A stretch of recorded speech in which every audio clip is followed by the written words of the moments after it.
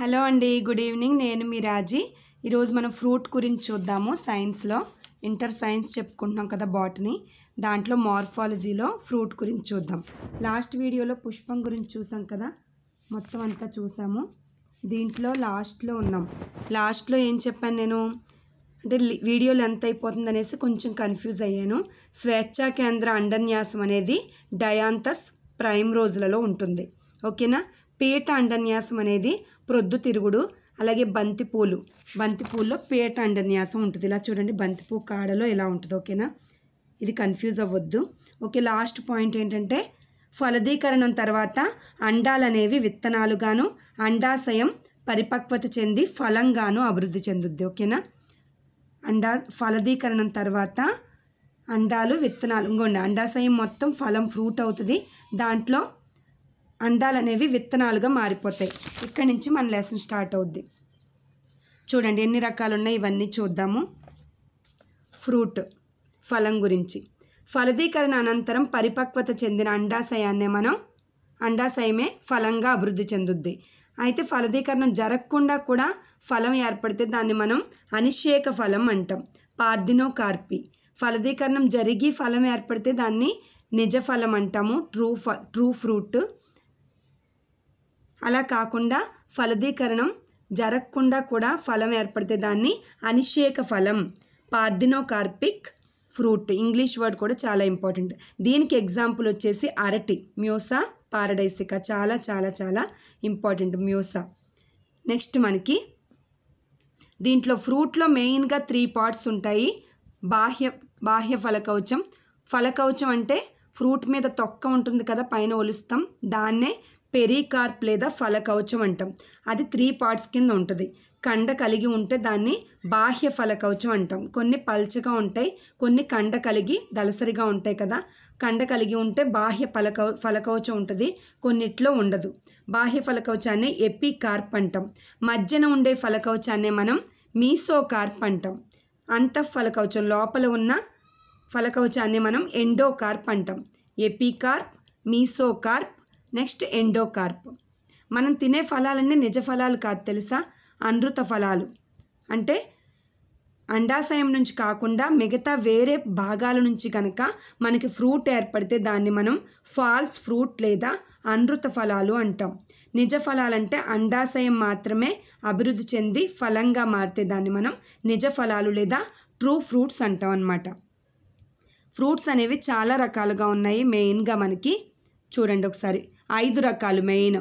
First వచ్చేసి మనకి టెంకగల ఫలం.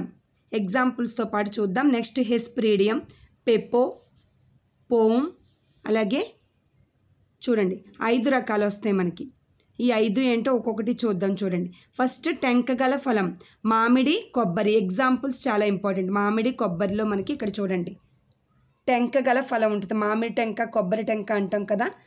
దీంట్లో మనకి పైన ఫలకవచం, బాహ్య ఫలకవచం పల్చగా ఉంటుంది. మధ్యలో ఉన్నది మనం తింటాం కదా, మామిడికాయ, మ్యాంగో, అది మధ్య ఫలకవచం కండ కలిగి ఉంటుంది. అంతఃఫలకవచం గట్టిగా టెంక.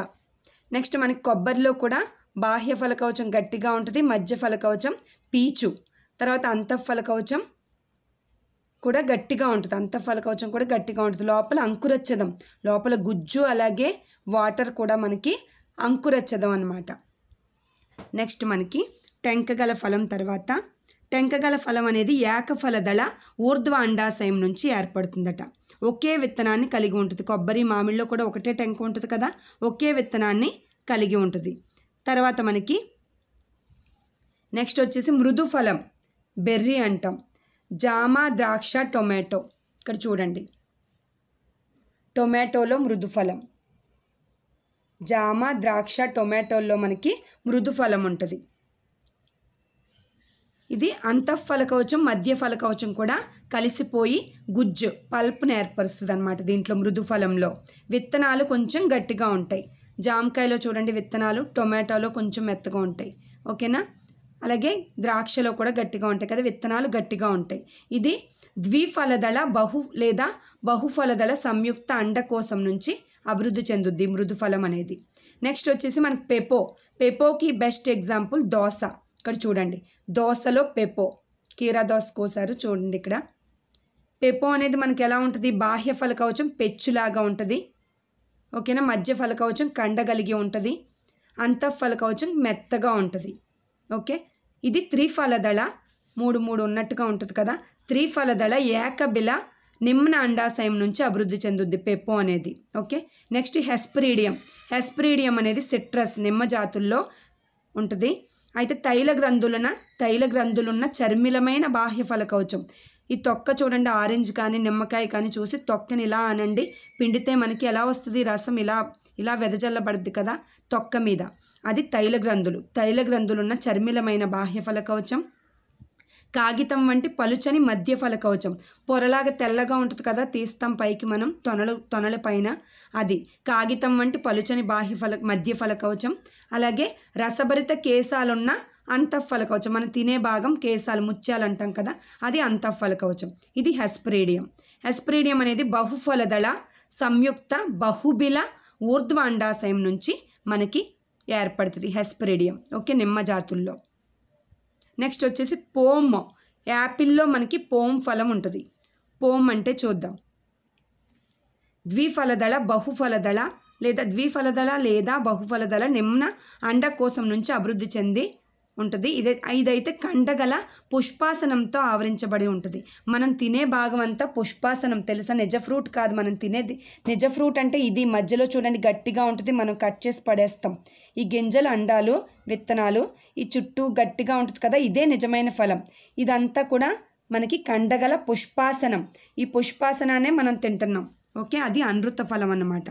నెక్స్ట్ వేరుశనగ ఆవాల్లో మనకి శుష్క ఫలాలు ఉంటాయి. ఫలకవచం గట్టిగా ఎండిపోయి ఉంటుంది కదా వేరుశనగల్లో ఆవాల్లో, దాన్ని మనం శుష్క ఫలాలు లేదా డ్రై ఫ్రూట్స్ అంటాం. ఇది శుష్క, విదారక అవిదారక రెండు రకాలు.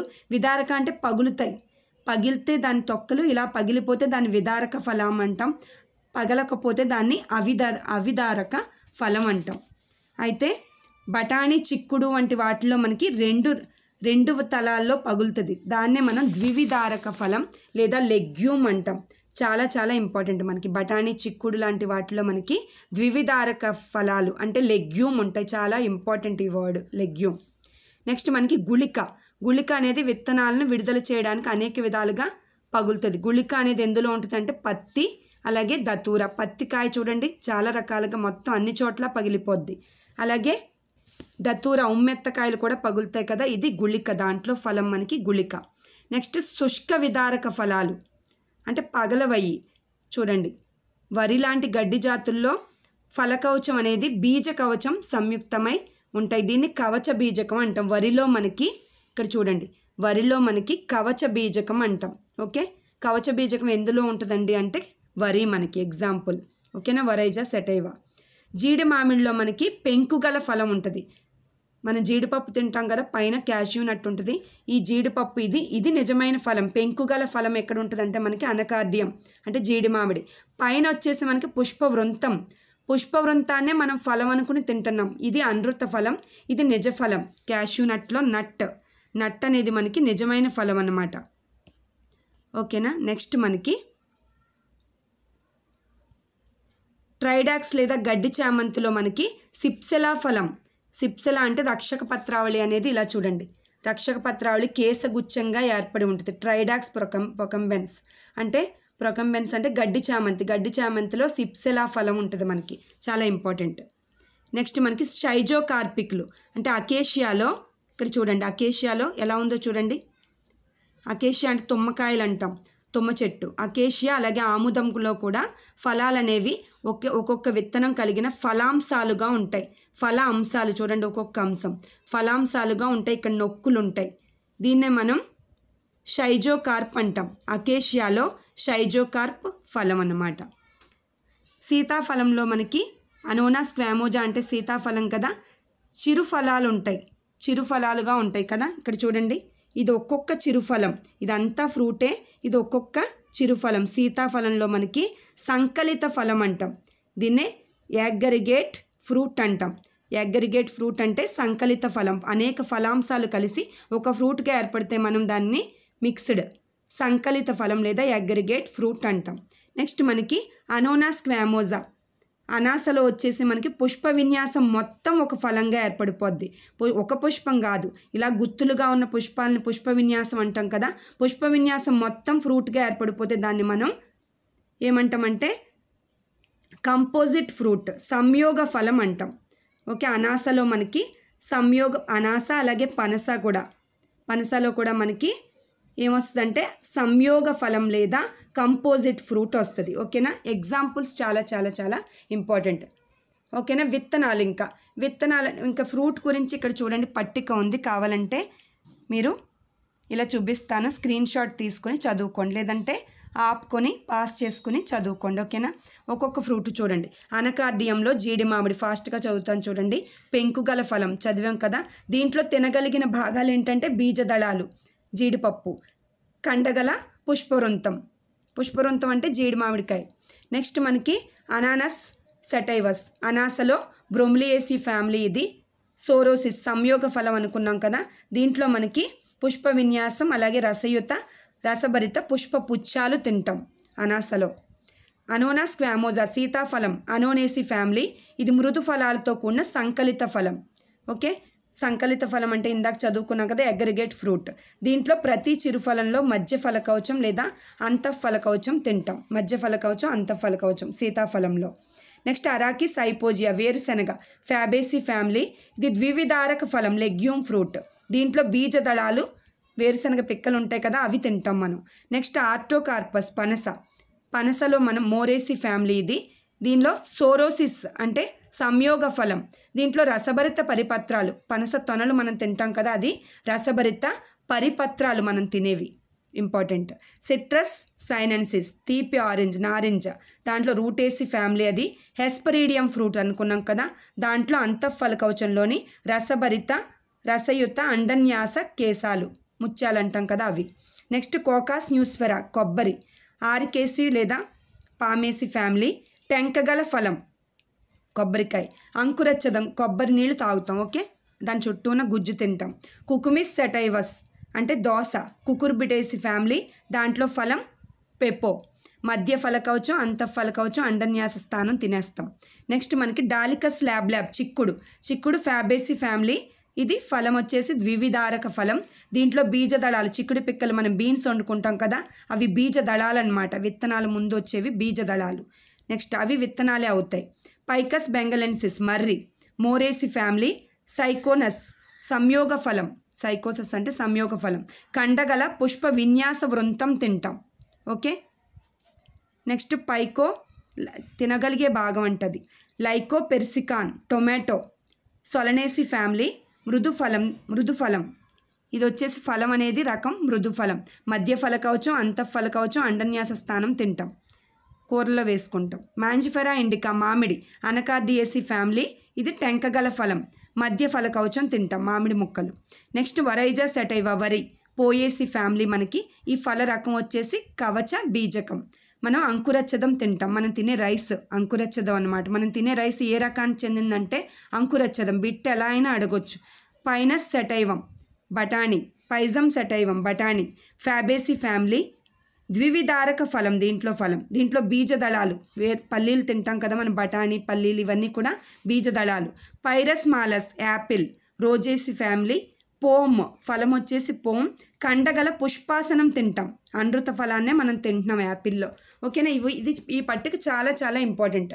నెక్స్ట్ చిన్న పార్ట్, లాస్ట్ పార్ట్, విత్తనాలు, సీడ్స్. ఫలదీకరణ అనంతరం అండాలు అనేవి విత్తనాలుగా అభివృద్ధి చెందుతాయి. ఓకేనా, దీనిపైన విత్తన కవచం ఉంటుంది, లోపల పిండం లేదా ఎంబ్రియో ఉంటుంది అన్నమాట. ఇది పిండాక్షం. అలాగే 1 లేదా 2 బీజదళాలను కలిగి ఉంటుంది. విత్తనం అనేది పిండాక్షం అలాగే బీజదళాలను కలిగి ఉంటుంది. విత్తనంలో వివిధ భాగాల అభివృద్ధి, వాటి ప్రాముఖ్యత గురించి నెక్స్ట్ వీడియోలో మనం చూద్దాము. ఓకేనా, నెక్స్ట్ వచ్చేసి మనకి ప్రత్యుత్పత్తి, ఎవరో అడిగారు మొక్కల్లో ప్రత్యుత్పత్తి కూడా దీంట్లోనే అన్నారు, నెక్స్ట్ యూనిట్లో ఉందండి అది, మొక్కల్లో ప్రత్యుత్పత్తి. ఓకేనా, నేను సిలబస్ ప్రకారమే లైన్గా చెప్తున్నాను. నేను ఏపీ టెక్స్ట్ బుక్స్ ఇవి, ఈ సిలబస్ అనేది మారలేదు, న్యూ సిలబస్ కూడా ఇలాగే ఉంటుంది. తెలంగాణ వాళ్ళు మాత్రం చెక్ చేసుకోండి మీది ఇలా ఉందో లేదో. ఓకేనా, కీప్ వాచింగ్, థ్యాంక్ యూ.